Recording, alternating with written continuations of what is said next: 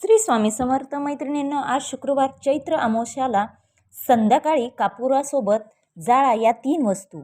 हा उपाय केल्याने तुमच्या कुटुंबाची भरभराट होईल. त्या कोणत्या 3 वस्तू आहेत, कोणत्या वेळेत हे काम करायचे आहे, हे सर्व या व्हिडिओमध्ये सांगितले आहे. व्हिडिओ शेवटपर्यंत पहा, स्किप न करता. नक्की माझ्या चॅनलला सबस्क्राईब करा, लाईक करा, शेअर करा व बेल आयकॉन बटन प्रेस करा नवीन अपडेट्ससाठी. आणि कमेंट्स बॉक्समध्ये लिहायला विसरू नका श्री स्वामी समर्थ. अमावस्या म्हणजे हिंदू पंचांगाप्रमाणे चंद्रमासातील ती तिथी ज्या रात्री चंद्र पृथ्वीवरून पूर्णपणे दिसत नाही. या दिवशी सूर्य आणि चंद्र एकाच राशीत असतात, ज्यामुळे चंद्रावर प्रकाशाचा अंश पडत नाही. ही चंद्राची शेवटची न दिसणारी कला आहे. अमावस्या कृष्ण पक्षाचा शेवट आणि नवीन चंद्राच्या चक्राची सुरुवात दर्शविते.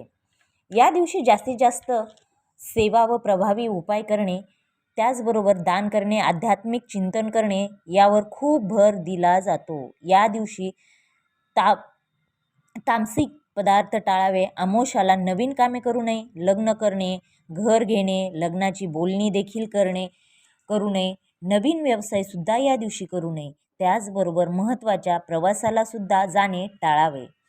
आपले मन शांत राहण्यासाठी, सकारात्मक विचार राहण्यासाठी तुम्हाला कापुराचा उपाय आज रात्री 12च्या आतमध्ये करायचा.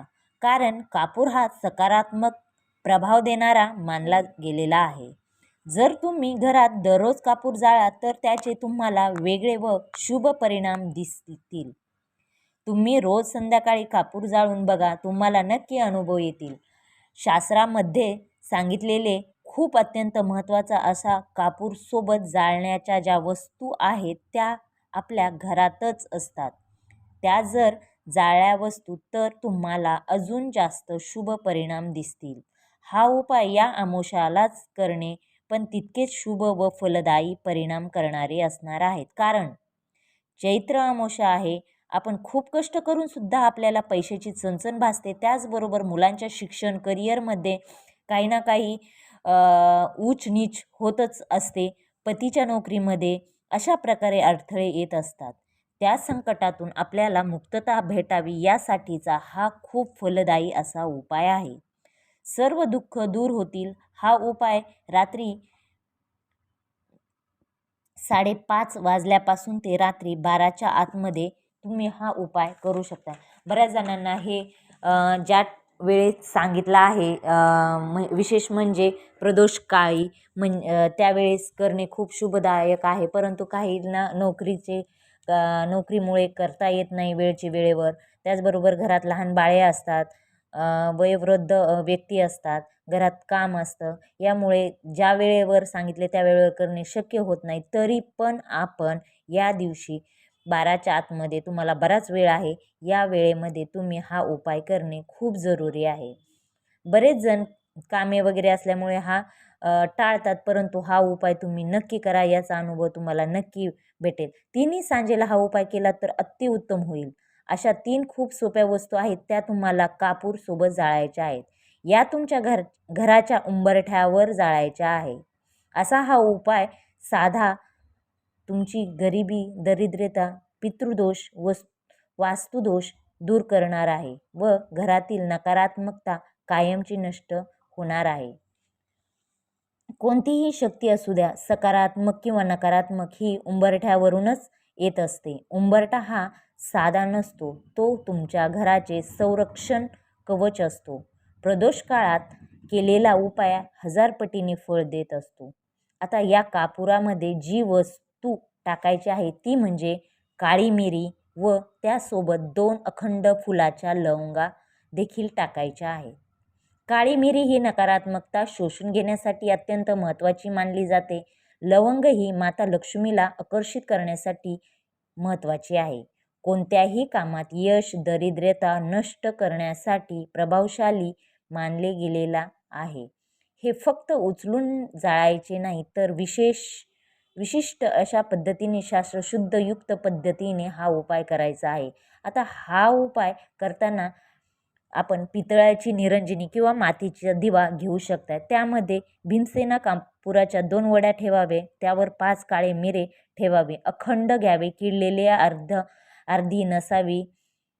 5 हा अंक पंचमहाभूतांचे प्रतीक मानले जाते.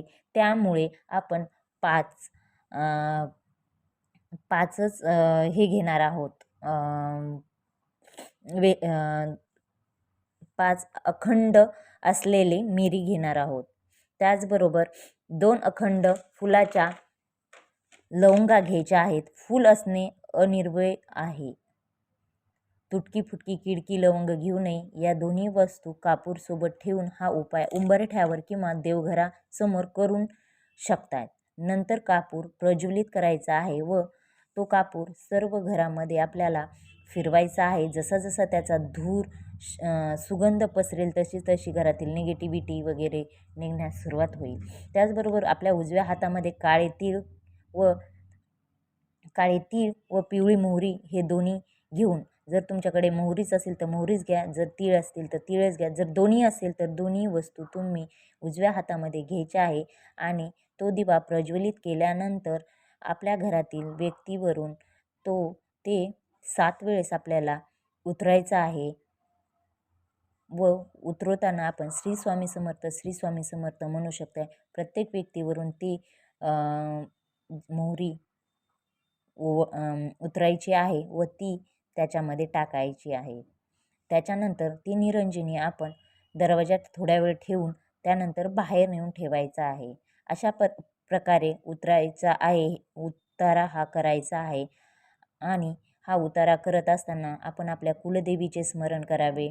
त्याचबरोबर श्री स्वामी समर्थांचा मंत्र जप करावा.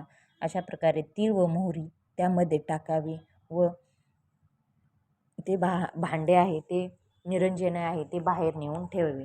अशा प्रकारे आपण आज अमावास्येला हा उपाय करायचा आहे. जेवढ्या लवकर तुम्ही हा उपाय करताल तेवढा तुम्हाला याचा अनुभव येईल. अशा प्रकारे जर तुम्हाला माझा हा व्हिडिओ आवडला असेल तर नक्की लाईक करा, शेअर करा, सबस्क्राईब करा आणि बेल आयकॉन बटन प्रेस करायला विसरू नका नवीन अपडेटसाठी. आणि बेल आयकॉन बटन नक्की प्रेस करा. कमेंट्स बॉक्समध्ये लिहायला विसरू नका. श्री स्वामी समर्थ, श्री स्वामी समर्थ.